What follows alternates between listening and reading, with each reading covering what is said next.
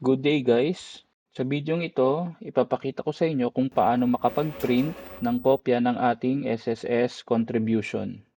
Simulan na natin. Mag-login lang tayo sa ating My SSS account. So input lang natin sa space provided yung ating user ID, yung password, at yung one-time PIN.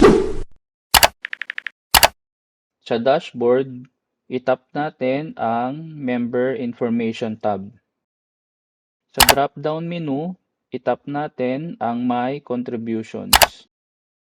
Pag nasa My Contributions page na tayo, itap natin yung 3 dots button sa top right corner ng ating browser.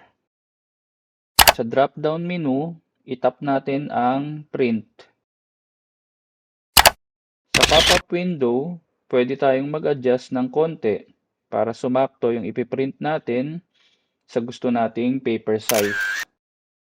Pag sakto na, itap na natin ulit ang print. Ayan na, nagpiprint na tayo. So ayun guys, ganun lang kadali mag-print ng kopya ng ating SSS contribution. Salamat po sa panonood nitong video.